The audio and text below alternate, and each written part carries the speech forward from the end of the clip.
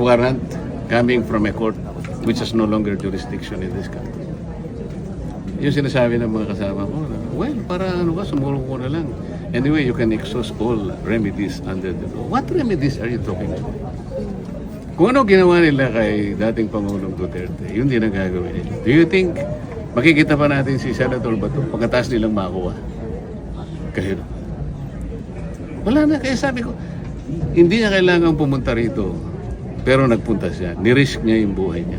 Kaya lang namin nakuha dahil sa kanya, wala nang iba. We owe it to himself alone and nobody else. Nobody else. Kung hindi siya pumunta, nobody will blame him. Well, buhay niya yun eh. But he chose to do it. Kaya sabi ko sa kasama ko ngayon, sinong walang konsensyang kakakalas? Yung tao ginawa niya. Gusto mo magpakulong dito? Pwede. Kasi at least domestic law, di ba? You can hire your lawyers. Pwede kang makita ng kamag-anak mo, ng asawa mo, ng pamilya mo. Sa The Hague. Sino tutulong sa iyo doon? Ako nga nakiusap eh. Makita ko lang si PRRT kasi nandun na ako eh. Can you imagine? I request. O sige, kung ano lang, makita ko lang. Kung ayaw nyo kong makausap, wag na. Makita ko lang kahit 5 minutes. So I can wave my hands. Para ipakita ko sa niya, Mr. President, I am here. How are you?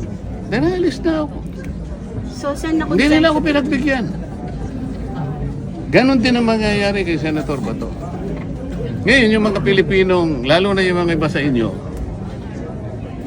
I'm sorry to tell this, lalo na yung mga iba sa inyo, hindi naman lahat, nabayaran.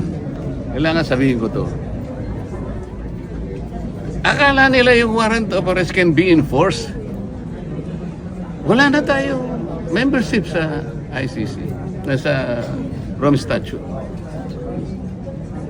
Without the treaty, what will be the legal basis of a warrant of arrest?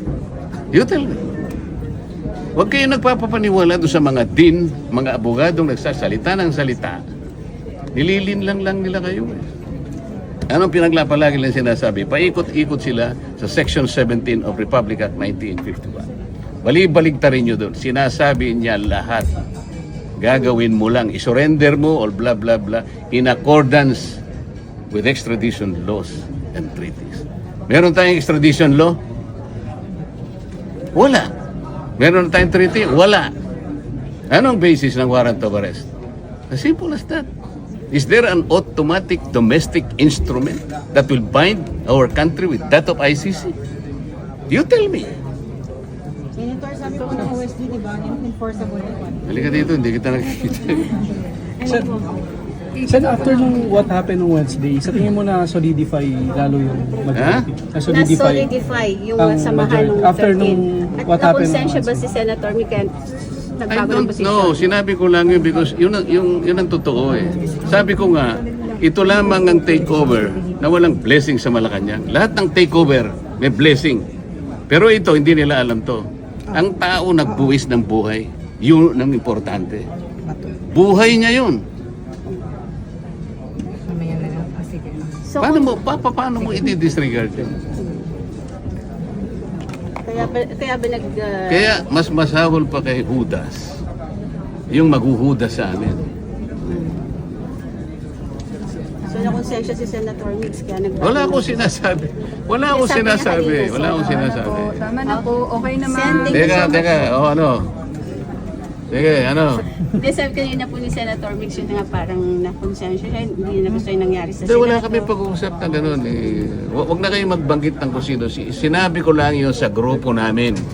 Hindi namin kagrupo ni Senator Mix. Okay? Sir, sorry, yung nangyari po nung Wednesday, nandito din kayo, sir, di ba? Nung nagputukan. Oo, kaya lang. Nakaupo ako ron. Nag-iisip, bakit kaya nangyari? Nalulungkot ako. Sabi ko, bakit kaya nangyari sa bansa namin ito? Pagkatapos, sari-sari, kami raw ang nag-instigate. Kayo ba na? Sino ba ang gaano kayaman ang imagination ng isang tao na kami gagawa, no?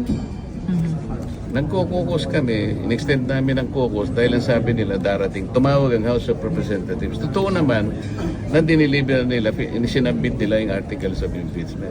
So habang nagbi-briefing kami, hindi pa kami gaano nakakalahati. Bigla nga ngayon, may putukan na ganito. Diyos ko ako. Natakot din kayo. Hindi ako natakot, nalungkot ako para sa aking bansa. Kailangan bang mangyari? Why? Sir, was the Senate really under attack during that time? What do you think? Kailangan pang nandun yung mga elemento na yon? At sasabihin pa, meron daw, may kinukuha susi daw yung ganito. Kung merong problema, bakit hindi ang National Police ang tawagin? Bakit ang BI? Unang-una, anong ginagawa ni Trillanes? Bakit siya magsaset? Palagay mo may warrant of arrest. Palagay mo lang. Why is Trillanes the one serving the warrant of arrest? Did you ever ask him? Wala na. Nanonood ako sa inyo. Wala man lang nagtanong sa inyo eh. Sir, ano ba bang authority niyo? Ba't kayo po yung nagsaserve? Did you ever ask him?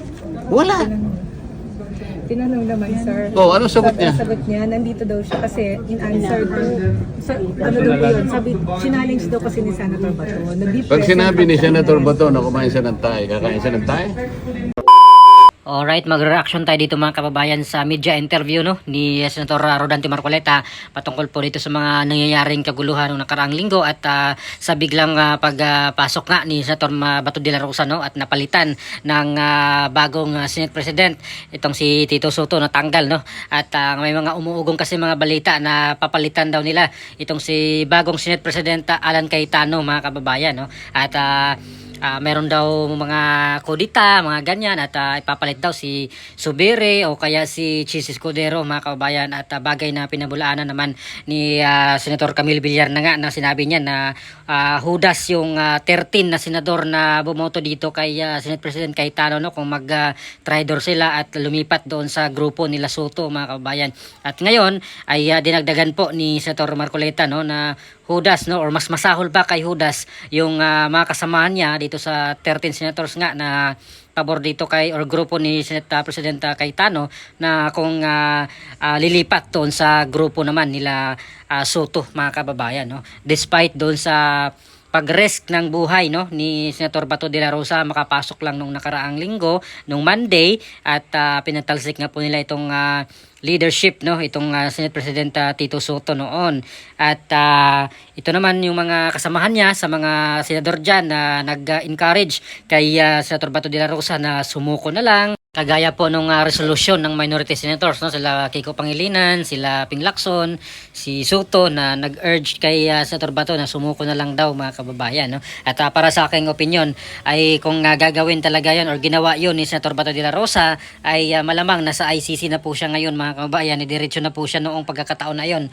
nung Miyerkules or nung Monday nung hinabol siya ng NBI agad-agad yun mga kababayan ay lipad agad siya ng Dahig Netherlands kaya po ng ginawa nila kay dating Pangulong Duterte mga kababayan at 100% yun po yung kanilang gagawin dahil alam po natin yung kanilang pakay talaga no para mapilayan yung majority or yung grupo ngayon mga kababayan ni Senate President Cayetano no at marami pong nagsabi na yung isa sa pinakadahilan talaga or yung pinakadahilan talaga nila bakit talaga gusto nilang mapalitan itong si Senate President Cayetano dahil nga po dito sa pagbabalik ni Senator Marcoleta bilang chairman ng Senate Blue Ribbon Committee at mabuksan muli itong hearing ng flood control mga kababayan no na kung saan uhaw na uhaw po tayo dito sa investigation na inuupuan lang ni Lacson na hindi naman niya talaga ginawa yung pag-imbestiga kasi yung mga taong involved, yung mga taong pinapangalanan ng mga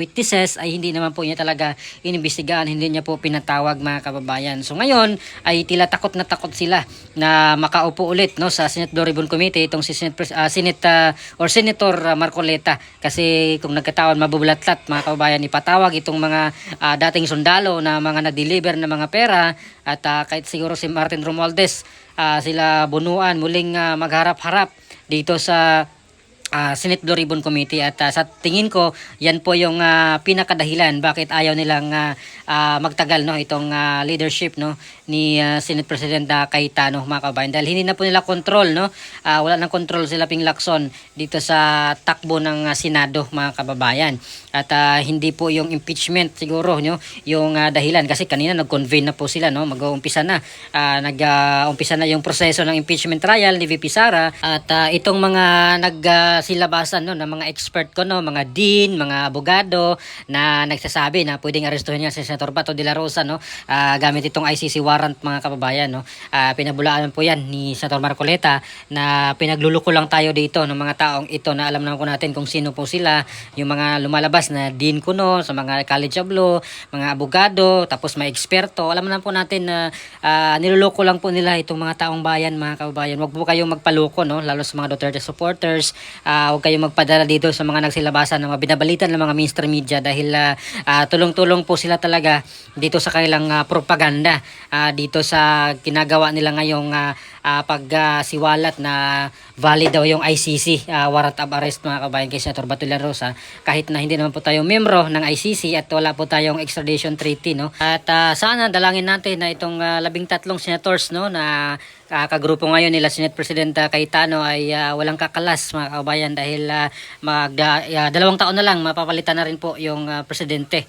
tapos na yung kanyang termino by 2028 kahit na ngayon ay talagang maraming nagsasabi kahit si Senate President Cayetano na matinding pressure at pananakot yung ginagawa nila laban dito sa 13 senators no at itong lumalabas ngayong balita na kakasuhan daw ng plunder na naman si Senator Jinggoy Estrada mga kabayan at sa tingin ko ito na yun yung pananakot na ginagawa nila para mabuwag yung 13 senators na kagrupo nila Senate President Cayetano mga kababayan. So talagang hindi po sila siguro talaga titigil no dito sa kanilang ginagawa na buwagin nga itong grupo ngayon ng leadership ng Senado mga kababayan at ipalit nila yung grupo na wala namang ginagawang investigation doon sa flood control at halata na may pinagtatakpan mga kababayan dahil talagang bitin yung kanilang ginagawang investigation ng Senate Blue Ribbon Committee sa pangunguna ni Ping Lacson. So ano po masabi dito mga kababayan? Please comment down below. Maraming salamat. God bless po sa ating lahat.